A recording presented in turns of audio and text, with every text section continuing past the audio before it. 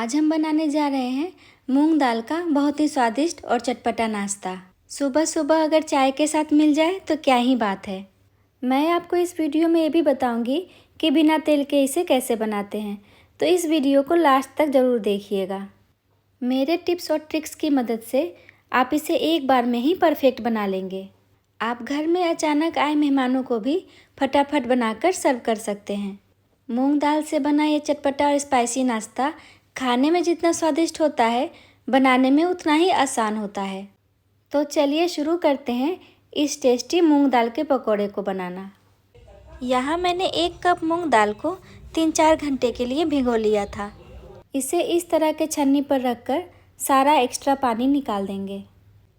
यहाँ हमें 70% मूंग दाल को पीसना है और 30% हम साबुत ही रख लेंगे, जिसे हम बाद में पीसे हुए दाल में मिक्स करेंगे। इससे ये दाल के पकौड़े एक्स्ट्रा क्रिस्पी बनते हैं। इतने मूंग दाल में लगभग 18 से 20 पकौड़े बनकर रेडी हो जाते हैं। कई जगहों पर इस मूंग दाल के पकौड़े को दाल बड़ा भी बोलते हैं।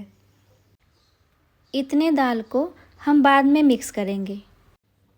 इसे पीसने के लिए 2 से 3 चम्मच ही पानी डालें। इसे ज़्यादा गीला नहीं पीसना है। यहाँ मैंने दाल को दरदरा पीस लिया है। थोड़े बहुत साबुत दाल बच जाते हैं तो कोई बात नहीं, इससे पकौड़े एक्स्ट्रा क्रिस्पी ही बनेंगे। अभी हम इसमें कुछ मसाले ऐड करेंगे, इसीलिए इसे एक कटोरे में निकाल लेते हैं। मिक्सचर में डालने के लिए हम अदरक लहसुन रेडी कर लेंगे। इसके लिए हम लेंगे 10 लहसुन की कलियाँ, 3 इंच अदरक बड़े टुकड़ों में कटा हुआ। साथ ही हम लेंगे 3 हरी मिर्च बड़े टुकड़ों में कटी हुई। अब इन सबको दरदरा कूट लेंगे। दरदरा कूट कर डालने से पकौड़े का स्वाद और बढ़ जाता है। पर आप अगर चाहें तो इसकी जगह पे 1 चम्मच अदरक लहसुन का पेस्ट भी ले सकते हैं। अदरक लहसुन हमने कूट लिया है। अब हम मिक्सचर रेडी करेंगे। सबसे पहले जो साबुत दाल हमने अलग रखा था उसे इसमें डाल देंगे। साथ ही हम डालेंगे 1 छोटी चम्मच चिली फ्लेक्स। यहाँ चिली फ्लेक्स की जगह पर आप लाल मिर्च पाउडर भी ले सकते हैं। जीरा 1 छोटी चम्मच, हल्दी पाउडर आधी छोटी चम्मच, धनिया पाउडर 1 छोटी चम्मच, गरम मसाला पाउडर आधी छोटी चम्मच, नमक 1 छोटी चम्मच। नमक आप अपने स्वाद के हिसाब से घटा बढ़ा सकते हैं। हमने जो अदरक लहसुन कूट कर रखा था उसे भी इसमें डाल देंगे। साथ ही हम डालेंगे 2 प्याज बड़े टुकड़ों में कटा हुआ। आप अगर चाहें तो प्याज को बारीक काट कर भी ले सकते हैं। आखिरी में हम डालेंगे 1/4 कप बारीक कटा हुआ हरा धनिया। हमने सारी चीज़ें डाल दी हैं। अब इन सबको अच्छी तरह से मिक्स कर लेंगे। कभी कभी हम पीसते समय गलती से ज़्यादा पानी डाल देते हैं तो हमारा मिक्सचर गीला हो जाता है। अगर ऐसा हो तो इसमें थोड़ा सा बेसन मिला लीजिएगा, इससे आपका मिक्सचर बिल्कुल सही हो जाएगा। आप चाहें तो इसे हाथों से इस तरह से भी मिक्स कर सकते हैं, इससे और अच्छी तरह से मिक्स हो जाते हैं। मिक्स करते समय प्याज के लेयर्स को अलग कर लीजिएगा, इससे पकौड़े और अच्छे बनते हैं। आप चाहें तो इसमें 2 पिंच खाने वाला सोडा भी मिला सकते हैं। मार्केट में जो पकौड़े मिलते हैं उनमें सोडा मिलाकर ही उन्हें बनाया जाता है। मैंने यहाँ सोडा नहीं मिलाया है, ये आपके ऊपर है। चाहे तो मिला लें, चाहे तो स्किप कर दें। ये पकौड़े वैसे भी क्रिस्पी ही बनते हैं। पकौड़े के मिक्सचर को हमने रेडी कर लिया है। आप यहाँ देख सकते हैं कि प्याज के लेयर्स बिल्कुल अलग अलग हो गए हैं। अब एक नींबू के बराबर मिक्सचर लेकर उसे हथेली पर इस तरह से घुमा घुमा कर गोल कर लेंगे। फिर इसे बीच से दबाकर इस तरह से चपटा कर लेंगे। इसी तरह से हम सारे पकौड़े को बनाकर रेडी कर लेंगे। अगर आप सारे पकौड़े बनाने के बाद इसे तलने वाले हैं तो इन सबको बनाने के बाद 5-10 मिनट के लिए फ्रीज़र में रख दें, इससे ये और एक्स्ट्रा क्रिस्पी बनते हैं। हमें इसे इस तरह से बनाकर रेडी करना है। हम एक पैन को मीडियम फ्लेम पर चढ़ाकर उसमें तेल डाल देंगे। थोड़ी देर के बाद थोड़ा सा मिक्सचर डालकर चेक कर लेंगे कि तेल रेडी है या नहीं। अगर मिक्सचर बुलबुले के साथ ऊपर आने लगता है, इसका मतलब तेल रेडी है। वैसे तो फ्रीज़र में डालने के बाद बनाने से ये एक्स्ट्रा क्रिस्पी बनते हैं, पर आप अगर चाहें तो इसे डायरेक्ट भी बना सकते हैं।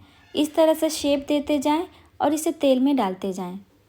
अभी हम आधे मिक्सचर का ही पकौड़ा बना रहे हैं, आधे को हमने बनाकर फ्रीज़र में रखा था, उसे हम इसके बाद बनाएंगे। इसी तरह से हम सारे पकौड़े को शेप देते जाएंगे और तेल में डालते जाएंगे। अगर आप इस तरह से पकौड़े को नहीं बना पाते हैं तो एक दूसरा तरीका भी है। इसके लिए हम कलछी को पलटकर उसके ऊपर मिक्सचर डाल देंगे, फिर इसे दबा दबा कर एक गोल शेप दे देंगे। उसके बाद इसे धीरे से तेल में डाल देंगे। इसे ज़्यादा ऊपर से तेल में नहीं डालना है, वरना इसके गिरने से आपके ऊपर तेल के छींटे पड़ सकते हैं।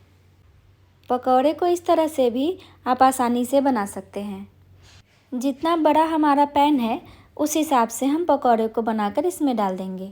तेल में डालने के बाद 1-2 मिनट तक इसे हिलाइएगा नहीं। शुरुआत में ये सॉफ्ट होते हैं और हिलाने से टूट सकते हैं। जब बाहर की लेयर थोड़ी कड़ी हो जाए तब इसे पलट पलट कर क्रिस्पी होने और सुनहरा होने तक तलेंगे। फ्लेम को हाई पर मत कीजिएगा, वरना ये बाहर से तो क्रिस्पी हो जाएंगे पर अंदर से कच्चे रह जाएंगे। यहाँ आप देख सकते हैं कि ये बिल्कुल क्रिस्पी हो गए हैं और इनका रंग भी गोल्डन ब्राउन हो गया है। अब इसे किसी जाली वाले बर्तन में निकाल लीजिएगा। अगर आप इसे किसी थाली में निकालते हैं तो स्टीम की वजह से ये नीचे से सॉफ्ट हो सकते हैं। अब हमने जो फ्रीज़र में पकौड़े बनाकर रखे थे उसे भी तल लेंगे। दोनों तरीक़ों में जो आपको पसंद है उस हिसाब से आप इसे बना सकते हैं। या तो आप इसे सीधे तेल में डालकर बना लें या फिर 5-10 मिनट तक फ्रीज़र में डालने के बाद इसे बनाएं। अगर आप इसे तलकर नहीं बनाना चाहते हैं तो एक दूसरा तरीका भी है जिससे आप इसे बना सकते हैं। इसके लिए आप इसे इडली स्टैंड में डालकर 12 से 13 मिनट तक स्टीम पर पका लें। बिना तेल के भी ये टेस्टी ही बनते हैं। आपको जो भी तरीका पसंद हो उस तरीके से आप इसे बना सकते हैं, चाहे तो तेल में बना ले या फिर स्टीम पर बना ले। पकौड़े हमने सारे तलकर रेडी कर लिए हैं। आखिरी में हम पकौड़े के साथ सर्व करने के लिए थोड़ी सी हरी मिर्च इस तरह से तेल में तल लेंगे। तलने से पहले इन सब में कट लगा लीजिएगा, वरना स्टीम की वजह से ये फटने लगते हैं। हरी मिर्च को भी हमने तलकर रेडी कर लिया है। अब इसे पकौड़े के ऊपर डाल देते हैं। लीजिए, तैयार है हमारे सुपर क्रिस्पी और टेस्टी मूंग दाल के पकौड़े। आप इसे सॉस, चटनी, मेयोनी जिस चीज़ के साथ चाहें सर्व कर सकते हैं। सिर्फ घर की चीज़ों से ही आप इसे आसानी से बनाकर तैयार कर सकते हैं। आई होप आपको ये मूंग दाल के पकौड़े पसंद आए होंगे। मिलते हैं एक और इंटरेस्टिंग और स्वादिष्ट रेसिपी के साथ। तब तक के लिए बाय बाय।